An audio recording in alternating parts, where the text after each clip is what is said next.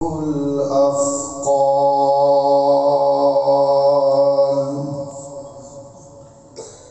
والصلاة والسلام على سيد الهادين إلى محاسن الأفعال وعلى آله وصحبه المدارعين له في الصفات والأعمال.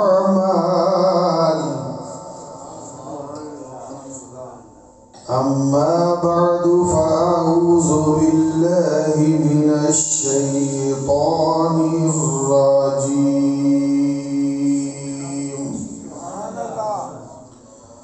بسم الله الرحمن الرحيم.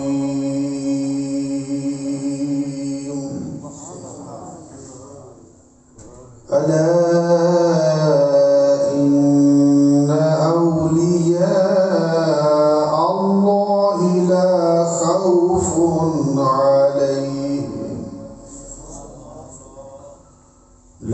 خوف عليهم ولا هم يحزنون.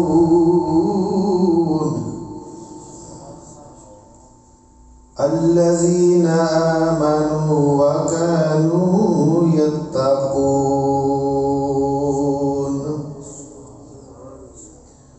لهم البشرى في الحياة الدنيا وفي الآخرة لا تبديل لكلمات الله ذلك هو الفوز العظيم. صدق الله مولانا العلي العظيم وصدق رسوله النبي الكريم الأمين. فقد قال الله تبارك وتعالى في شان حبيبه مخبرا وعامرا: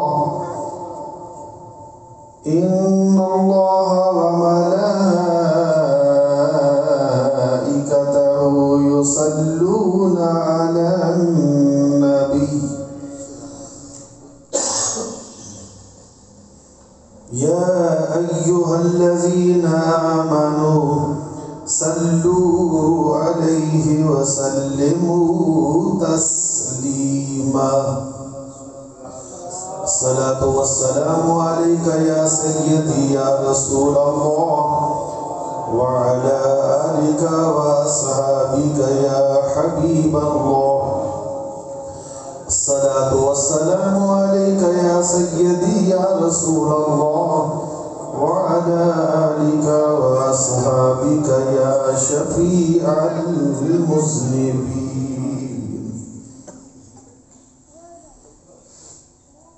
اللہ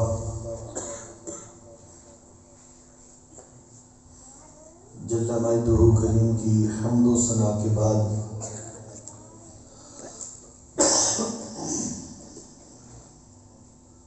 تاجدار مدینہ، سرور قلب و سینہ، نور مجسم، حبیب کبریا، احمد مجتبی، محمد مصطفیٰ صلی اللہ علیہ وآلہ وسلم کی بارگاہ عالیہ میں ہدیہ درود و سلام عقیدتاً عرض کرنے کے بعد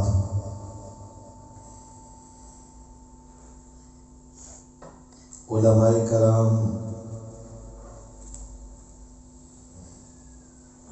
نعت خوانان شیریں بیان، حاضرین و ناظرین اور سامعین حضرات، آج کی یہ پروقار محفل پاک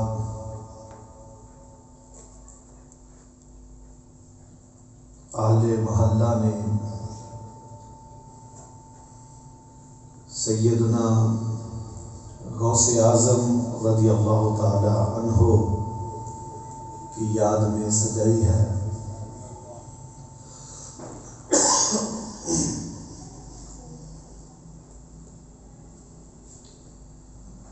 قاری صاحب نے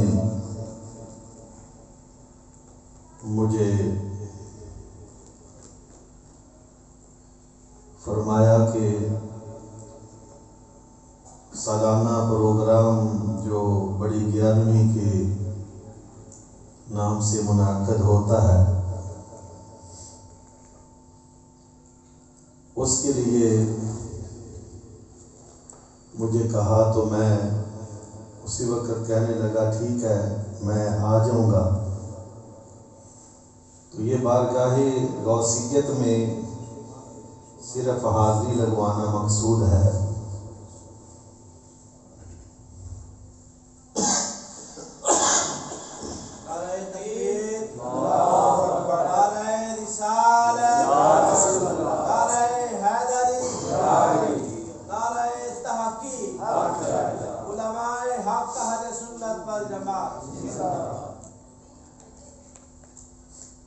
قرآن مقدس کی جو آیات بینات آپ کے سامنے تلاوت کی ہیں ان کا تعلق سورہ یونس سے ہے۔ آپ احباب ان آیات کو سنتے بھی رہتے ہیں، اس کی ترجمہ اور تشریح سے بھی واقف ہیں، لیکن ہر ایک کا انداز اپنا اپنا ہوتا ہے۔ مجھ سے قبل علماء اپنی اپنی حاضری لگوا رہے تھے اپنے اپنے انداز میں۔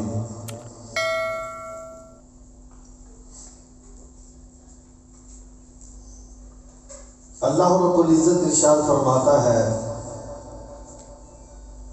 الا ان اولیاء اللہ لا خوف علیہم ولا هم یحزنون۔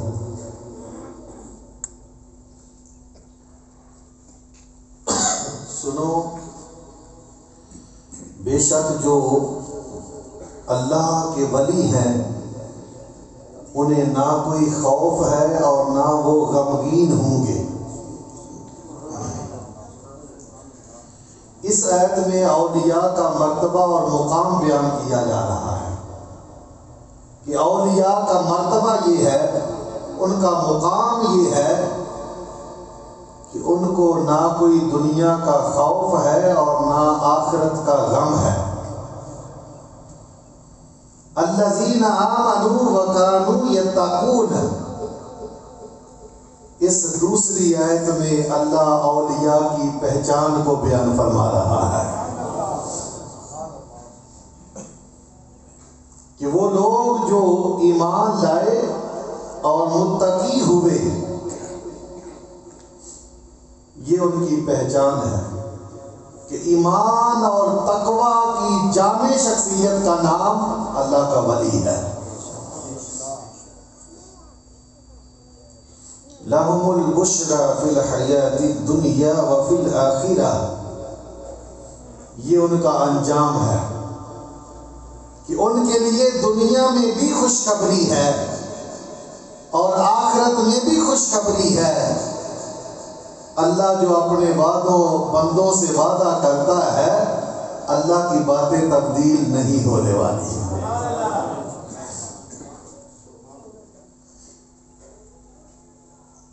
ذالک هو الفوز العظیم، یہ بہت بڑی کامیابی ہے۔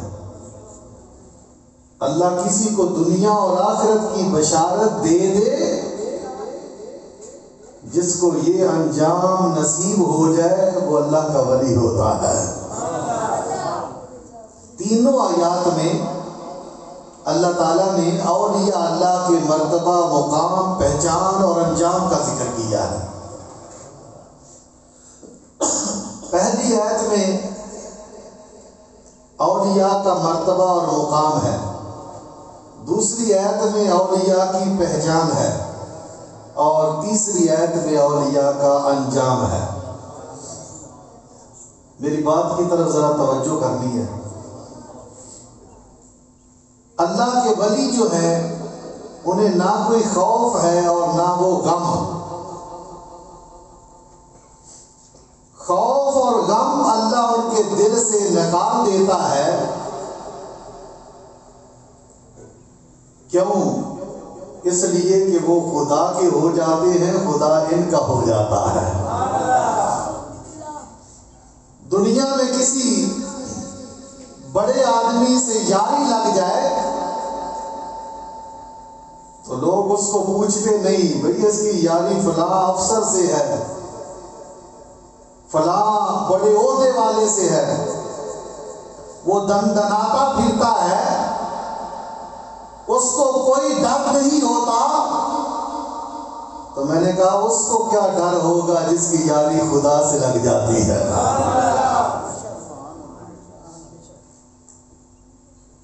جو خدا کی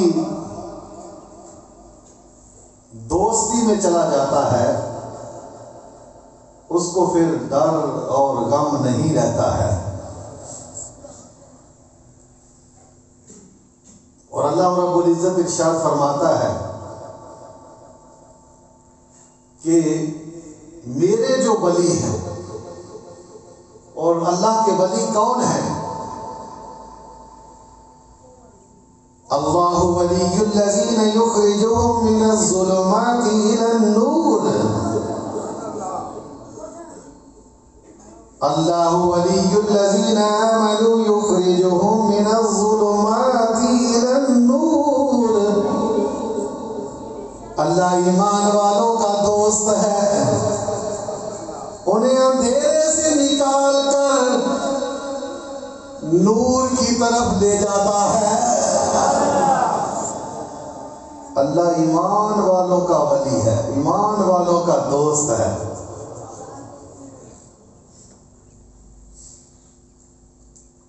اور دوسری آیت میں فرماتا ہے وَيُحِبُّونَهُ وَيُحِبُّهُمْ، یہ خدا کو محبوب بنا لیتے ہیں اور خدا انہیں اپنا محبوب بنا لیتا ہے۔ یہ خدا کو محبوب بنا لیتے ہیں اور خدا انہیں محبوب بنا لیتا ہے۔ اور پھر اللہ قرآن پاک میں فرماتا ہے، اس ولی کے معنی کو بیان کر رہے ہیں، نحن اولیاءکم فی الحیات الدنیا وفی الآخرہ، میں لوگوں ہم دنیا میں بھی اور آخرت میں تمہارے دوست ہو گئے ہیں۔ اللہ نے اپنی دوستی کا اظہار اپنے ایمان والوں سے کر دیا ہے۔ تو اللہ فرماتا ہے میں ان کا دوست، یہ میرے دوست، اور میں ان کا محبوب، یہ میرے محبوب، میں ان کا ولی، یہ میرے ولی۔ تو اللہ جنہیں اپنا قرب دے دیتا ہے اس کو پھر نہ دنیا میں ڈر رہتا ہے نہ آخرت کا خوف رہتا ہے۔ تو یہ اللہ کے ولی ہیں جنہیں دنیا کا ڈر خوف نکل جاتا ہے۔ اور اللہ رب العزت جب انہیں اپنی دوستی دیتا ہے تو کس قدر دیتا ہے۔ حضرت ابو ہریرہ رضی اللہ تعالی عنہ اس حدیث پاک کے راوی ہے، امام بخاری رحمۃ اللہ تعالی نے اس کو نقل کیا ہے۔ آپ بیان کرتے ہیں ان اللہ اذا احب عبدا دعا جبرائیل، بے شک اللہ جب اپنے بندے سے محبت کر لیتا ہے حضرت جبریل کو بلا لیتا ہے۔ جب کسی بندے سے خدا کو محبت ہو جاتی ہے نا، اللہ اپنا ولی بنا دیتا ہے تو پھر حضرت جبریل کو بلاتا ہے اور بلا کر کیا کہتا ہے، یا جبرائیل انی احب فلانا فاحبہ، اے جبریل زمین کے فلاں کونے میں رہنے والا بندہ وہ میرا محبوب بن چکا ہے، تو بھی اسے اپنا محبوب بنا لے۔ اس کی دوستی مجھ سے لگ گئی ہے، تو بھی اسے اپنا دوست بنا لے۔ تو اللہ تعالیٰ کا دوست بندہ کیسے بنتا ہے، یہ بھی حضرت ابو ہریرہ رضی اللہ تعالی عنہ ہی اس حدیث پاک کے راوی ہے۔ وما يزال عبدي يتقرب إلي بالنوافل حتى أحببته. بندہ فرائض کو پورا کرنے کے بعد کثیر نوافل پڑھ کر میرے قرب میں آ جاتا ہے. کثیر نوافل ادا کرتا رہتا ہے اور نوافل پڑھ پڑھ کر وہ میرے قریب ہو جاتا ہے، میرا دوست بن جاتا ہے، میں اسے اپنا محبوب بنا دیتا ہوں. اور جب محبوب بن جاتا ہے تو پھر اللہ جبریل سے فرماتا ہے جبریل یہ میرا محبوب بن گیا ہے، اس سے تو بھی محبت کر، میں بھی اس سے محبت کرتا ہوں. فَيُحِبُّهُ جِبْرَائِیل، حضرت جبریل اس بندے سے محبت کر لیتے ہیں، اس سے دوستی ہو جاتی ہے. پھر خالق کائنات کی آواز آتی ہے ثم ينادي في السماء يا أهل السماء إن الله تعالى يحب فلانا فأحبه فأحبوه. فرمایا ہے آسمان والو، خالق کائنات فلاں بندے سے محبت کرتا ہے، میں بھی اس بندے سے محبت کرتا ہوں، تم سارے مل کر اسے اپنا محبوب بنا لو. اللہ اکبر، یا رسول اللہ، یا علی، یا رسول اللہ. اللہ فرماتا ہے کہ جبریل آسمان میں اعلان کر دو.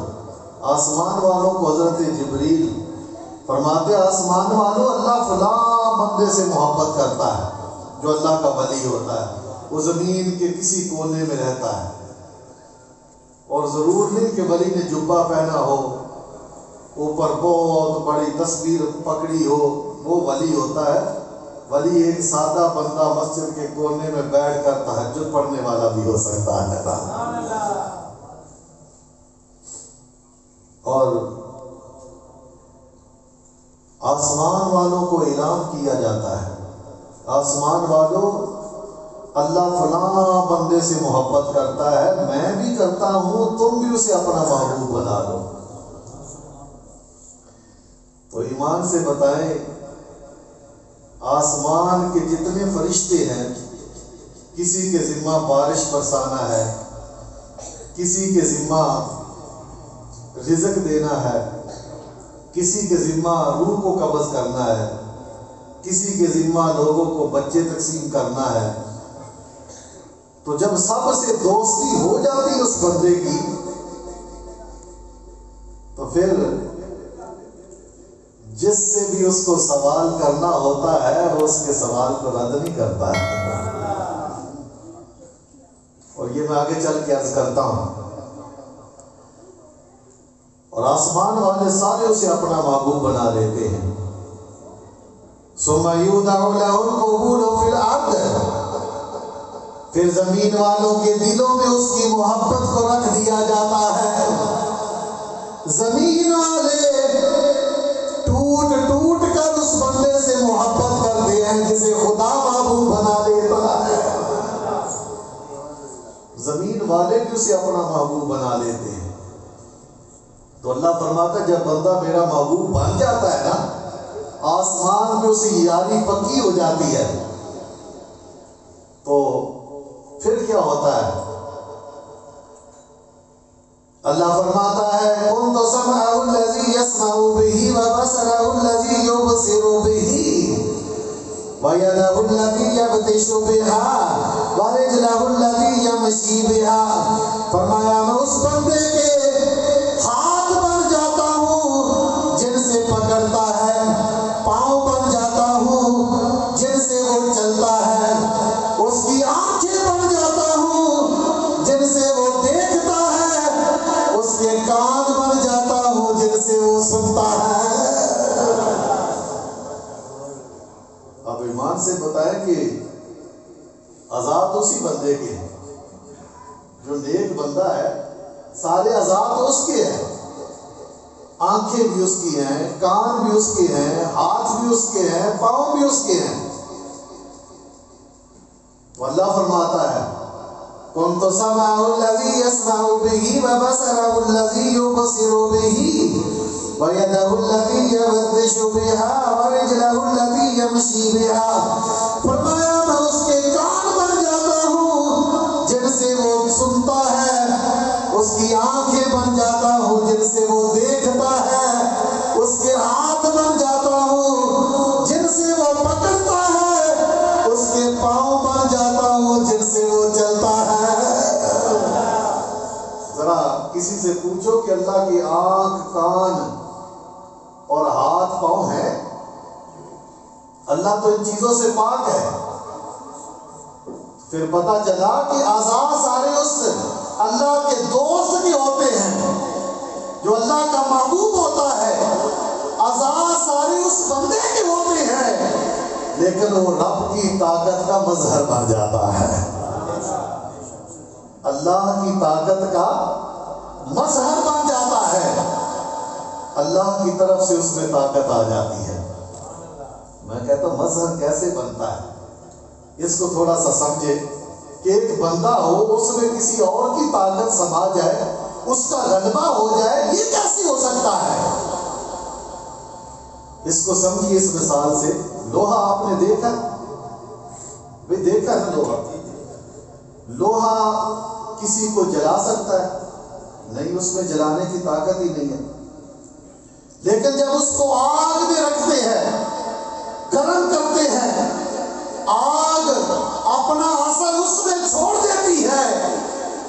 اب ہے لوہا لیکن آگ کا کام کر رہا ہے لوہا لیکن آگ کا کام کر رہا ہے. کیوں؟ اس لیے کہ لوہا آگ کا مظہر بن چکا ہے. لوہے میں جلانے کی طاقت نہیں ہے، آگ کا مظہر بننے کے بعد کام وہ آگ کا کرنے لگ پڑا ہے. اب آگ کا وہ مظہر بن چکا ہے. اور حضرت علی رضی اللہ تعالیٰ عنہ 40 آدمی جو قلعہ خیبر کا دروازہ اٹھاتے تھے، ایک ہاتھ سے اٹھا لیا. میں نے کہا حضرت علی رضی اللہ تعالیٰ عنہ آپ کا تو قد چھوٹا، نحیف جسم ہے. ارے 40 بندے جس دروازے کو اٹھاتے ہیں ایک ہاتھ سے اٹھا کر ڈھال بنا رہے ہیں. میں نے کہا جسم حضرت علی کا ہے لیکن طاقت خدا کی کا مظہر بن چکا ہے. یہ ہے مظہر بننا. تو اب خدا کی جب طاقت کا بندہ مظہر بن جاتا ہے تو پھر قرآن اٹھا کر دیکھو. حضرت یاسر بن برقیہ کتنے میل کی مسافت پر ملکہ بلقیس کا تخت پڑا ہوا ہے. 80 ہاتھ لمبا، 40 ہاتھ چوڑا، 30 ہاتھ اونچا، 7 کمروں میں بند ہے. یاسر بن برقیہ اپنی جگہ پر بیٹھ کر اس کو دیکھ بھی رہے ہیں اور ان لوگوں کی آوازوں کو سن بھی رہے ہیں. اور آگ جھپکنے سے پہلے تخت کیسے آ گیا ہے؟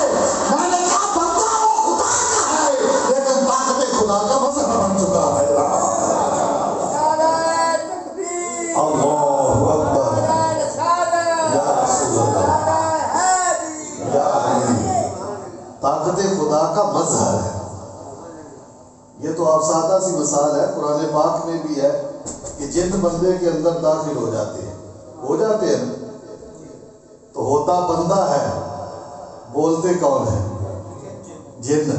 اب اعضاء بندے کے ہیں لیکن وہ جن اس میں غالب آ گئے.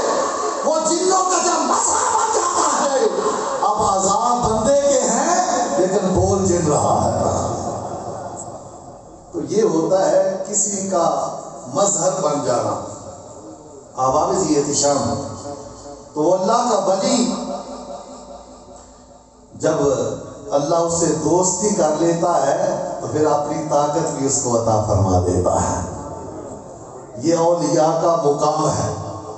بات لمبی ہو جائے گی، آگے چلتے. الذین آمنوا وکانوا یتقون، یہ ان کی پہچان ہے کہ وہ ایمان اور تقوی کے جامع ہوتے ہیں، یعنی ان میں ایمان بھی ہوتا ہے اور تقوی بھی ہوتا ہے۔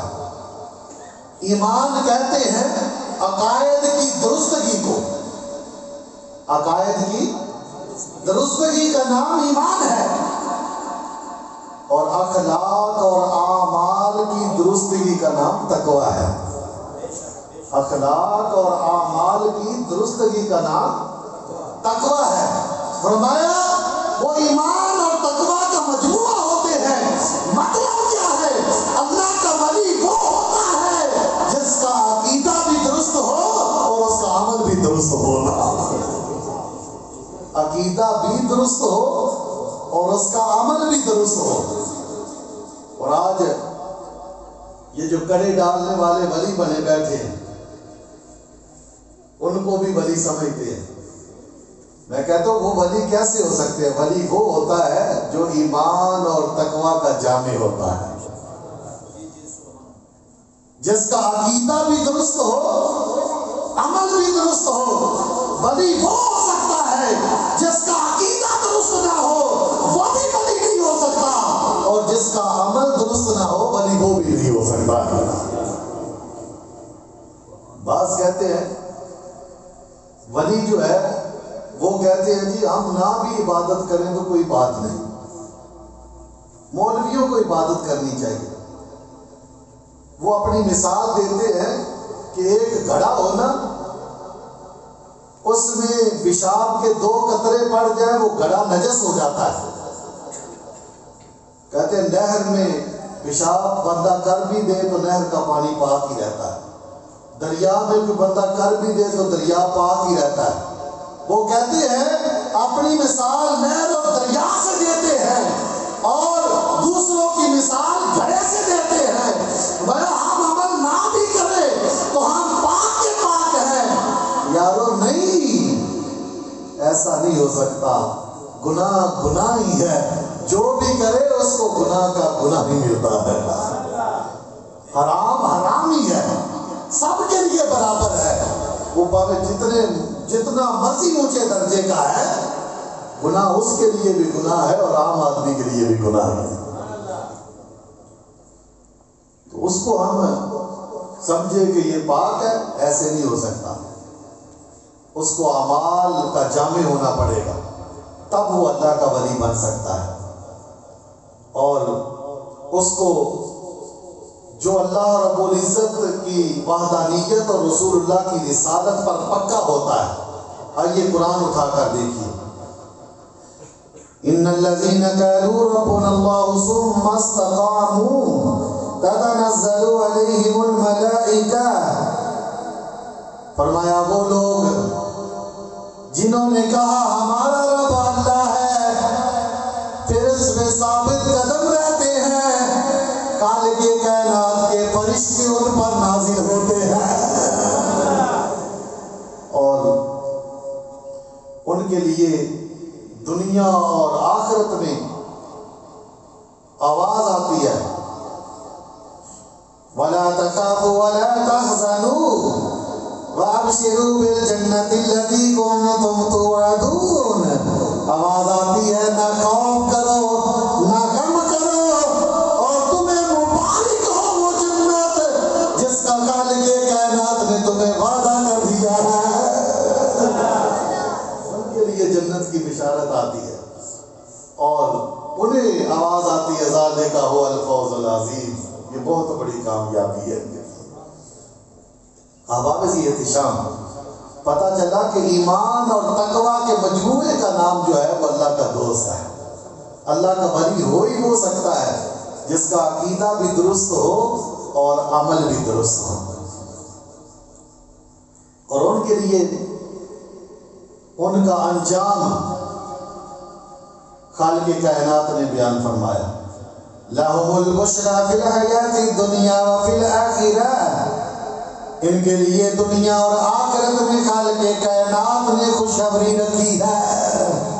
اور دیکھیے کن لوگوں کے لیے خوشخبری ہے، آؤ کنہیں بشارت دی جاتی ہے۔ حضرت غوث اعظم رضی اللہ تعالی عنہ، آپ 470 ہجری میں یکم رمضان المبارک کو پیدا ہوئے۔ جب آپ پیدا ہوئے رمضان المبارک کی یکم تھی تو آپ ماں کا دودھ نہیں پیتے، ماں کا دودھ نہیں پیتے۔ تو شام جب ہوتی ہے، روزہ افطار ہوتا ہے، تو آپ دودھ پی لیتے ہیں۔ بات نکلتی نکلتی لوگوں تک پہنچتی ہے کہ سیدوں کے گھر ایک بیٹا پیدا ہوا ہے جو پیدا ہوتے ہی روزہ رکھتا ہے، پیدا ہوتے ہی روزہ رکھتا ہے۔ ایون کہ ایک دفعہ چاند میں شک ہوا تو مطلع صاف نہیں تھا، تو لوگوں نے کہا کہ ایک آدمی بولا، کہنے لگا جاؤ صبح دیکھ لینا، اگر غوث پاک جو عبد القادر ان کے ہاں بیٹا پیدا ہوا ہے اس نے ماں کا دودھ پی لیا تو پھر روزہ ہوگا، اگر نہ پیا ہو تو پھر روزہ نہیں ہوگا۔ دودھ پی لیا تو پھر روزہ نہیں ہوگا، اگر نہ پیا تو پھر روزہ ہوگا دن کو۔ تو دیکھا تو حضرت غوث اعظم نے دودھ نہ پیا تو فرمانے لگے آج روزہ کا دن ہے۔ اور یہ حضرت غوث اعظم رضی اللہ پیدا ہوتے مادرزاد ولی ہیں، جن کے باپ کا نام موسیٰ ہے، ابو صالح ان کی کنیت ہے، اور والدہ کا نام فاطمہ ہے، اور ام الخیر ان کی کنیت ہے۔ باپ کی طرف سے حسنی ہے اور والدہ کی طرف سے حسینی ہے، حسنی اور حسینی سید ہے۔ حضرت عبد القادر جیلانی رحمۃ اللہ تعالی علیہ، آپ کی والدہ اپنے شوہر سے خوش ہو کر کہتی ہیں ہمارے ہاں جو بیٹا پیدا ہوا ہے یہ عام بیٹا نہیں ہے، یہ اللہ کا ولی ہے، اللہ کا ولی ہے۔ تو حضرت ابو صالح جو تھے وہ کہنے لگے رأیت رسول اللہ صلی اللہ علیہ وسلم فی المنام فأخبرنی یا ابا صالح آتاک اللہ تعالی ابنا صالحا۔ حضرت ابو صالح کہتے ہیں اے میری زوجہ، یہ کوئی عام بات نہیں ہے، مجھے سرکار دو عالم خواب میں ملے ہیں، مجھے فرمایا ہے ابو صالح خالق کائنات نے تجھے ایک نیک بیٹا عطا کر دیا ہے۔ حضور علیہ الصلوۃ والسلام نے مجھے خواب میں بشارت دی ہے، لَهُمُ الْبُشْرَى فِي الْحَيَاةِ الدُّنْيَا وَالْآخِرَةِ، فرمایا مجھے بشارت دی ہے اے ابو صالح خالق کائنات نے تجھے ایک نیک بیٹا عطا کر دیا ہے۔ اتنا ہی نہیں بشارت دی، فَهُوَ وَلَدِي وَمَحْبُوبِي وَمَحْبُوبُ رَبِّ الْعَالَمِينَ، فرمایا وہ میرا بھی بیٹا ہے، میرا بھی محبوب ہے، اور خالق کائنات کا بھی وہ محبوب ہے، میرا بھی محبوب ہے اور خدا کا بھی وہ محبوب ہے۔ شانہ بین الاولیاء والاقطاب کشانی بین الانبیاء والرسل، فرمایا اس کی شان انبیاء اور اقطاب کے درمیان ایسے ہے جیسے میری شان انبیاء اور رسولوں کے درمیان ہے۔ کیوں نہ ہو؟ اس لیے کہ خالق کائنات نے انہیں اپنا دوست پیدا ہوتے ہی بنا دیا ہے اور ان کے لیے بشارت بھی عطا فرما دی ہے کہ دنیا اور آخرت میں انہیں خوشخبری ہے، اور فرمایا کہ یہ صالح بیٹا ہے، اور اس انبیاء اور رسولوں کے درمیان جس طرح میرا مرتبہ ہے نا، اولیاء اور اقطاب کے درمیان اس کا مرتبہ ہوگا۔ آج لوگ کہتے ہیں غوث الاعظم کہنا یہ شرک ہے، غوث الاعظم کہنا یہ شرک ہے۔ میں نے کہا غوث الاعظم کہنا شرک ہے تو پھر صدیق اکبر کہنا کیا ہے؟ فاروق اعظم کہنا کیا ہے؟ فاروق تو اللہ کی ذات ہے، اعظم سب سے بڑا فاروق اعظم کو کہتے ہیں، اور صدیق اکبر کو سب سے بڑا صدیق کہتے ہیں۔ پھر غوث اعظم کو کہنا اگر شرک ہے تو پھر ان کو بھی تو کہنا شرک ہے۔ اس کا جواب یہ ہے کہ لغوی معنی کے اعتبار سے غوث کا معنی نہیں لیا گیا، صدیق کا معنی نہیں لیا گیا، فاروق کا معنی نہیں لیا گیا۔ اپنی حد ذات میں خدا غوث ہے، خدا صدیق ہے اور خدا فاروق ہے، لیکن اصطلاحی معنی کے اعتبار سے یہ ہے کہ امت میں سب سے بڑا غوث وہ غوث اعظم ہے، امت میں سب سے بڑا صدیق وہ صدیق اکبر ہے، اور امت میں سب سے بڑا فاروق وہ فاروق اعظم ہے۔ اور اس میں تفضیل میں زیادتی منظور ہوتی ہے دوسرے کی نظر سے، اور یہاں معنی یہ ہے اکبر من امت اعظم من امت، صدیق اکبر امت میں سے سب سے بڑے صدیق ہیں، فاروق اعظم امت میں سے سب سے بڑے فاروق ہیں، اور غوث اعظم امت میں سے سب سے بڑے غوث ہیں۔ شرک تو تب ہوتا ہے جب اللہ کی ذات کے ساتھ ملایا جائے، یہ تو امت کے اعتبار سے لوگوں کے اعتبار سے کہا جا رہا ہے۔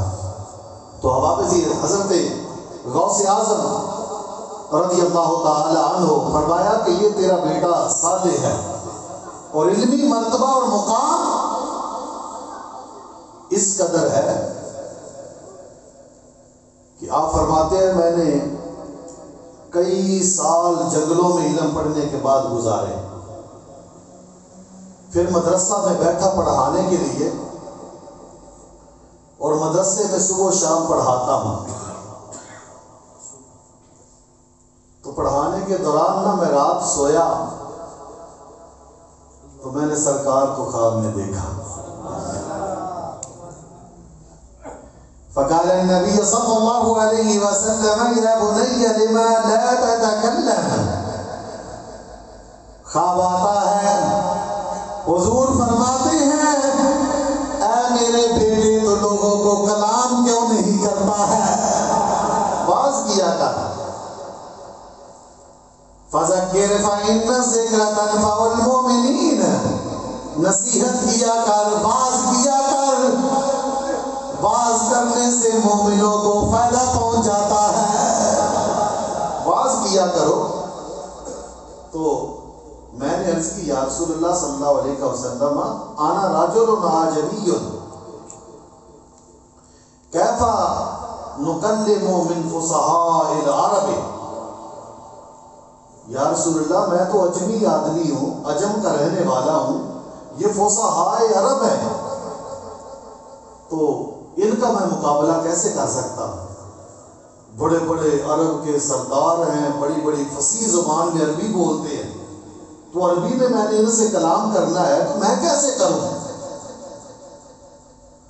فقال النبی صلی اللہ علیہ وسلم افتح فاک، فرمایا ہے عبد القادر اپنے منہ کو کھول، جب منہ کھولا فتفل فیہ سبعن، میرے آقا نے 7 مرتبہ منہ میں لاب دہن ڈال دیا ہے،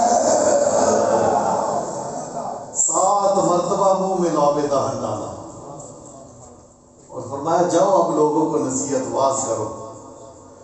فرمایا ظہر کا وقت تھا، کافی لوگ میرے سامنے جمع ہیں، آقا کی بشارت ہے، میں جرأت کر رہا ہوں واز کرنے کے لیے، لیکن گھبراہٹ محسوس کرتا ہوں۔ حضرت علی رضی اللہ تعالی عنہ آ جاتے ہیں، ظہر کے بعد تھوڑی سی اونگ آتی ہے، حضرت علی رضی اللہ تعالی عنہ فرماتے ہیں اے عبد القادر، لوگوں کو واز کیوں نہیں کرتے ہو؟ میں نے وہی جملہ عرض کیا کہ میں اب کرنے کی کوشش تو کرنے لگا ہوں، تو حضرت علی رضی اللہ تعالیٰ عنہ آپ فرماتے ہیں کہ میں نے اسی طرح کہا افتح فاک یا عبد القادر، عبد القادر اپنا منہ کھولیے. میں نے جب منہ کھولا فَتَفَلَ فِيهِ سِتًّا، آپ نے 6 مرتبہ میرے منہ میں لابِ دہن ڈال دیا. میں نے پوچھا سرکار دو عالم نے 7 مرتبہ ڈالا ہے، آپ میرے منہ میں لابِ دہن 6 مرتبہ ڈال رہے ہیں. فرمایا اس لیے ڈال رہا ہوں حضور علیہ السلام کا ادب کرتے ہوئے کہ کہیں آپ کے ساتھ برابری نہ ہو جائے. سرکار کا ادب کرتے ہوئے میں نے 6 مرتبہ ڈالا. اور آپ پھر لوگوں کو واز کرنا شروع ہوئے. اور واز کس طرح کرتے ہیں؟ بڑا بڑا مجمع آگے بیٹھا ہوتا ہے، آپ واز کر رہے ہیں اور مجمع کو واز کرتے ہوئے آپ فرماتے ہیں اسلم علی یدی اکثر من 5,000 من یہودی و نصرانی. فرمایا جب میں نے واز کرنا شروع کیا تو میرے واز کی وجہ سے 5,000 یہودی اور نصرانی مسلمان ہو جاتے ہیں. بڑے بڑے یہودی نصرانی میں لوگوں میں واز کرتا ہوں، لوٹ پوٹ ہو جاتے ہیں اور میرے قدموں پہ گرتے ہیں اور مسلمان ہو جاتے ہیں. قدموں پہ گرتے ہیں اور مسلمان ہو جاتے ہیں. تو فرمایا 1,00,000 بندہ جو فاسق و فاجر تھے، گناہگار تھے، بڑے دور پہنچے ہوئے تھے، چور تھے، ڈاکو تھے، رہزن تھے، جب میں نے لوگوں کو واز کیا تو 1,00,000 بندہ جو ہے وہ آہستہ آہستہ مسلمان ہو جاتا ہے اور وہ برائیاں چھوڑ کر وہ نیکی کی طرف لگ جاتا ہے. یہ حضرت غوث اعظم رضی اللہ تعالیٰ عنہ کا علمی مقام دیکھیے. محدث ابن جوزی بہت بڑے محدث ہوئے، ہزاروں کی تعداد میں ان کے شاگرد ہیں. آپ بیان کرتے ہیں کہ حضرت شیخ ابو العباس احمد بن احمد وہ آپ کے پاس آتے ہیں. یہ بیعت کو نہیں مانتے تھے، کہتے پیر کیا ہوتے ہیں، اللہ کے صوفی جو ہے نا مقام صوفیت کو نہیں پہچانتے تھے، اس کو مانتے نہیں تھے. حضرت ابو العباس کہتے ہیں کہ چلو میں تمہیں عبد القادر ایک استاد ہے ان کے پاس لے چلتا ہوں. آپ گئے، وہ تفسیر قرآن پڑھا رہے تھے. آپ ان کی مجلس میں جا کر بیٹھ جاتے ہیں. آپ نے قرآن پاک کی ایک آیت کی تفسیر کی. حضرت ابو العباس اس کی طرف دیکھتے ہیں کہ اس تفسیر کو جانتے ہو؟ کہنے لگا نعم جانتا ہوں. دوسری تفسیر کی، تیسری کی، کہنے لگا جانتے ہو؟ وہ بھی بہت بڑا محدث تھے اور کہنے لگے ہاں میں جانتا ہوں. 11 تفسیریں کی. پوچھا جانتے ہو؟ تو میں ہاں میں جانتا ہوں. آپ نے پھر 12ویں 13ویں 14ویں 15ویں حتیٰ کہ 40 تفسیریں بیان کی. کتنی؟ 40. پوچھا کہ جانتے ہو؟ کہنے لگا نہیں جانتا، نہیں جانتا. 40 تفسیر بیان کرنے کے بعد حضرت غوث پاک فرماتے ہیں آؤ یہ کال تھا، اب ہم حال کی طرف چلے جاتے ہیں. یہ تو کیلو کال تھا نا، اب ہم حال کو بیان کرتے ہیں. جب اتنا جملہ بولا تو محفل میں جتنے لوگ تھے ان پہ وجد طاری ہو جاتا ہے اور محدث ابن جوزی کھڑے ہو جاتے ہیں اور اپنے کپڑے پھاڑ دیتے ہیں اور قدموں میں گر جاتے ہیں اور کہتے ہیں آج تک اتنی علمی شخصیت میں نے نہیں دیکھی جتنا علم خالق کائنات نے عبد القادر کو عطا فرما دیا ہے. یہ وہ علمی مقام اور مرتبہ. آج تو ہم نے ان کی کرامتیں بیان کر کے لوگوں کو بیان کیا، اتنی مرتبہ بیان ہی نہیں کیا لوگوں کو پتا چلے کہ یہ ایک مدرسے میں بیٹھ کر پڑھانے والے استاد تھے جو کیل کال اور حال کی خبر رکھتے تھے، اور جو بھی ان کی محفل میں آ جاتا، جو دل میں سوچتا، آپ زبان سے اس کو بیان کر دیا کرتے تھے۔ یہ ان کا مرتبہ اور مقام ہے۔ حضرت سیدنا غوث اعظم رضی اللہ تعالی عنہ، تو دیکھیے حضرت غوث اعظم اتنے بڑے غوث کہ جن کا علمی مرتبہ اور مقام اتنا بلند ہے کہ بچپن میں ڈاکو آپ کے قریب جاتا ہے تو اللہ کا ولی بن جاتا ہے۔ یہ ان کا علمی مقام اور مرتبہ کیسا ہوگا؟ تو احباب ذی احتشام، اگر اس کو بیان کرتے جائیں آپ کے علمی مرتبے کو، تو ساری رات بھی لگے رہے تو آپ کا علمی مقام نہیں ختم ہو سکتا۔ اس قدر آپ نے عیسائیت کے ساتھ مناظرے کیے، اور کرامات سے تو آپ کی کتابیں بھری پڑی ہے، قلائد الجواہر، بہجت الاسرار، دیگر چھوٹی کتب ہیں جن میں بڑا بڑا آپ کا بیان کیا گیا ہے۔ لیکن آج یہ بھی بتانا مقصود ہے کہ ہم 11ویں کیوں دلاتے ہیں، اس کا مقصد کیا ہے، صرف تھوڑا سا عرض کرنا چاہتا ہوں۔ حضرت شیخ عبد القادر جیلانی رحمت اللہ تعالیٰ بڑے مہمان نواز تھے۔ خلیفہ وقت آپ کے پاس تھیلیاں لے کر آتا ہے شیخیوں کی کہ اپنے مدرسے کے لیے قبول کر لیجیے، تو آپ ان کو پکڑ کر نچوڑتے ہیں تو خون بہتا ہے۔ آپ فرماتے ہیں میں اتنا نچوڑوں کہ یہ خون تیرے گھر تک پہنچ جائے، اگر تیری نسبت حضور سے نہ ہوتی، غریبوں کا خون نچوڑ کر تو میرے مدرسے میں دینے کے لیے آ گئے، غریبوں کا خون نچوڑ کر تو مجھے دینے کے لیے آ گئے۔ یہ ہے وہ جو حال کی خبر رکھنے والے۔ آپ نے مدرسے کے طلبہ کو بھی رزق حلال کھلایا ہے، اور ان لوگوں کا مال کھلایا جن کا حقیقی طور پر مال پاک تھا۔ تو حضرت غوث اعظم رضی اللہ تعالیٰ عنہ کے مدرسے میں پھر پڑھنے والے شاگرد جو ہے وہ اسی طرح ہی بنتے ہیں، زمانے کے امام، زمانے کے امام بن کے ان کا تقویٰ اور عقیدہ اس قدر پکا ہوتا ہے کہ ان کو کہنے کی ضرورت ہی نہیں پڑتی کہ حضرت شیخ عبد القادر جیلانی رحمت اللہ تعالیٰ آپ 11 تاریخ کو نبی دو عالم صلی اللہ علیہ وآلہ وسلم کے نام کی دعوت کیا کرتے تھے، اور مدرسے میں جتنے طلبہ ہوتے تھے ان کو کھلایا کرتے تھے۔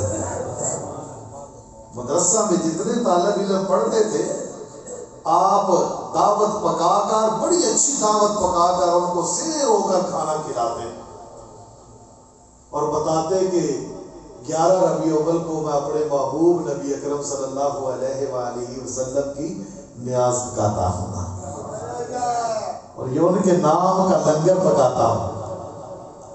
جب آپ کا وصال ہوا تو آپ کی تاریخ وصال جو ہے وہ 11 نہیں ہے، 9 ہے یا 11 ہے یا 17 ہے، مختلف روایات ہیں۔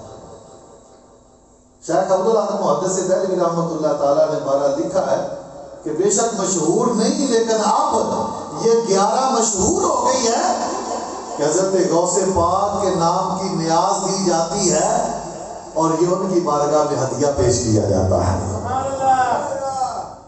ان کی بارگاہ میں ہدیہ پیش کیا جاتا ہے، اور یہ برِ صغیر میں آہستہ آہستہ پھیلتی ہوئی مشہور ہو گئی۔ اس طرح محفلیں ہونے لگی، آپ کے اوصاف کا تذکرہ ہونے لگا اور آپ کے اوصاف کو بیان کیا جانے لگا۔ تو اس پر ایک اعتراض ہوتا ہے کہ جی غیر اللہ کے نام کا جو تم پکاتے ہو یا کھلاتے ہو یہ جائز نہیں ہے۔ اس پہ ایک اعتراض ہوتا ہے کہ یہ جو تم غیر اللہ کے نام کا سارا کام کرتے ہو نا یہ جائز نہیں ہے۔ بھی میری طرف توجہ ہے نا، سمجھ آ رہی ہے نا؟ تو صرف مختصر سے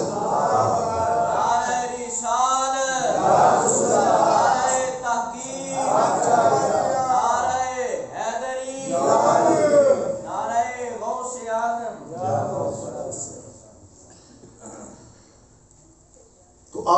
نام کی نیاز. کوئی بڑا آدمی آئے نا تو ہم اس کو تحفہ دیتے ہیں اس کی محبت کو حاصل کرنے کے لیے. تو سرکار کی محبت کے لیے حضرت غوث اعظم نیاز دیا کرتے تھے، تو ہم غوث اعظم کی نیاز دیتے ہیں ان کی محبت حاصل کرنے کے لیے، ان کے ساتھ اپنا تعلق وابستہ کرنے کے لیے. اے غوث اعظم ہمارے دامن کو پکڑو اور حضور سے ملا دو نا. تو ہم ان کے نام کی نیاز دیتے ہیں. اور اس پہ ایک اعتراض ہوتا ہے کہ یہ غیر اللہ کا نام کا دینا جائز نہیں. اور سورہ البقرہ کی آیت پڑھتے ہیں، سورہ البقرہ کی یہ آیت کریمہ پڑھتے ہیں، ان اللہ حرم علیکم المیتۃ والدم ولحم الخنزیر وما اہل به لغیر اللہ. فرمایا اللہ نے تم پر مردار حرام کر دیا ہے، خون کو بھی حرام کر دیا ہے، اور جس پر غیر اللہ کے نام کو بلند کر دیا جائے وہ بھی حرام کر دیا ہے. وما اہل به لغیر اللہ.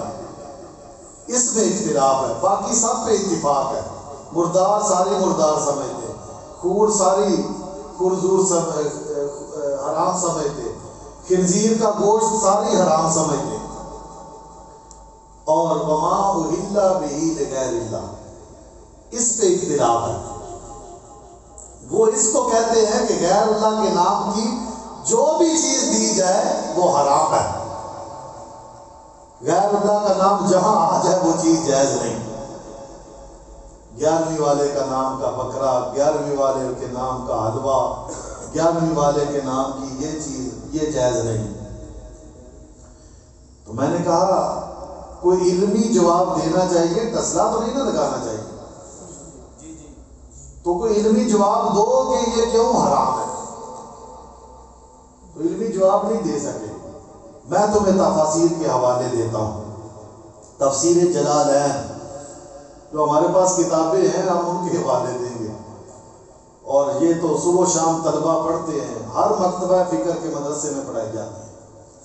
جتنے بھی مکاتب فکر ہیں نا سب کے مدارس میں تفسیر جلالین پڑھائی جاتی ہے. اس میں کیا لکھا ہوا ہے؟ وما اہل به لغیر اللہ رفع الصوت عند الذبح لآلہتہم. مشرکین اپنے الہوں کا نام لیتے تھے ذبح کرتے وقت. یہ سمجھ آ رہی ہے نا؟ مشرکین مکہ جب جانور ذبح کرتے تھے تو اپنے الہوں کے نام لیتے تھے. بسم اللہ والعزیٰ، لات اور عزیٰ کے نام سے میں ذبح کرتا ہوں. تو اللہ نے اس کو حرام کر دیا. فرمایا ذبح کے وقت تم غیر اللہ کا نام نہیں لے سکتے. ذبح کے وقت غیر اللہ کا نام نہیں لے سکتے. اور تمام تفسیر میں یہ لکھا ہوا ہے رفع الصوت عند الذبح، ذبح کے وقت آواز کو بلند کرنا. تو ہم کیا کرتے ہیں ذبح کے وقت؟ کیا کہتے ہیں؟ بسم اللہ اللہ اکبر. یہی کہتے ہیں بسم اللہ اللہ اکبر، بسم اللہ اللہ اکبر. قربانی جس کے نام کی ہو، یہ میرے باپ کی طرف سے ہے، یہ میری والدہ کی طرف سے ہے، یہ میری اپنی طرف سے ہے. قربانیوں کے نام رکھنے سے غیر اللہ نہیں بنتا ہے. ذبح کرتے وقت جب غیر اللہ کا نام لے گا تو تب غیر اللہ بنے گا. ویسے تو آپ باہر کسی کی بھینس بندی ہو تو کیا کہتے ہو؟ یہ فلاں کی بھینس ہے. نام لیتے ہو نا.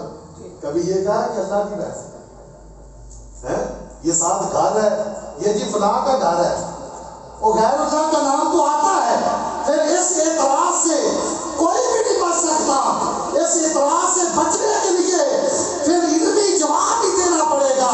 علمی جواب یہ ہے کہ پہلے غیر اللہ کے نام جتنے بھی آتے رہے چیز کو حرام نہیں کرتے ہیں. جب ذبح کے وقت غیر اللہ کا نام لیا جائے تو پھر چیز حرام ہو جاتی ہے. ذبح کے وقت ہم غیر اللہ کا نام نہیں لے سکتے۔ تفسیر بیضاوی اٹھا کر دیکھو، اس میں بھی یہ ہے یذبحون ویرفعون اصواتهم عند الذبح لآلہتہم۔ وہ کافر مشرکین ذبح کے وقت اپنے بتوں کا نام لیتے تھے، بتوں کا نام لیتے تھے۔ بلکہ یہاں قرآن پاک میں یہ تو نہیں منع کیا گیا، جب حج کے لیے قربانی بھیجتے ہیں تو کیا کہتے ہیں؟ یہ میری طرف سے ہے، یہ میرے والد کی طرف سے ہے، یہ فلاں کی طرف سے، کہتے ہیں نا۔ اور حدیث میں آتا ہے کہ حضور نے اپنی طرف سے بھی، اپنی بیویوں کی طرف سے بھی، اپنی امت کی طرف سے بھی قربانی پیش کی ہے، اور ان کے قربانی کے جانور ان کے نام کے ساتھ منسوب بھی کیے ہیں۔ تو فرمایا اس طرح غیر اللہ کا نام لینے سے حرام چیز نہیں ہوتی ہے، لیکن جب ذبح کرے گا غیر اللہ کا نام لے گا تو پھر چیز حرام ہو جائے گی۔ اس سے پتہ چلا کہ ذبح کے وقت غیر اللہ کا نام لینا جائز نہیں ہے۔ تو ویسے ہمیشہ کہتے رہے غوث پاک کی 11ویں ہے، غوث پاک کا لنگر ہے، غوث پاک کے نام کا یہ میں حلوہ دیتا ہوں، تو کمائی جو ہے وہ حلال کی ہے، اور ذبح بھی حلال طریقے سے کیا ہے تو اللہ اس کو قبول فرما لیتا ہے، اللہ اس کو جزا عطا فرماتا ہے۔ حضرت سعد بن عبادہ رضی اللہ تعالیٰ نے عرض کیا تھا، یا رسول اللہ میری والدہ کا انتقال ہو گیا تو انہوں نے نظر مانی تھی، نظر مانی تھی، اگر میں ان کی طرف سے نظر پوری کر دوں تو فرمایا پوری کر دو تو ان کو ثواب مل جائے گا۔ تو یہ سیدنا غوث اعظم رضی اللہ تعالیٰ عنہ کے نام کا لنگر پکانا یہ ان کے ساتھ محبت کا اظہار ہے، یہ ایک ہدیہ ہے ان کی طرف۔ اور یہ عشاق محبت کرنے والے جس کو جس سے محبت ہوتی ہے وہ اپنے محبوب کو مختلف تحفے دیتا رہتا ہے۔ تو ایمان والوں کو امام حسین سے محبت ہے تو حسینی لنگر پکا دیتے ہیں، سیدنا عبد القادر جیلانی سے محبت ہے تو 11ویں والے کا لنگر پکا دیتے ہیں، میلاد والے سے محبت ہے تو لنگر میلاد پک رہا ہوتا ہے۔ تو جس سے محبت ہوتی ہے اس کے نام کا ہم دیتے ہیں، لیکن دیتے کس کی بارگاہ میں؟ اسی ذات کی بارگاہ میں دیتے ہیں جو قبول کرنے والی ذات ہے۔ تو یہ اللہ کے ولی ہیں جن کو خالق کائنات نے ارشاد فرمایا لَهُمُ الْبُشْرَى فِي الْحَيَاةِ الدُّنْيَا وَالْآخِرَةِ، ان کے لیے دنیا اور آخرت میں خوشخبری ہے۔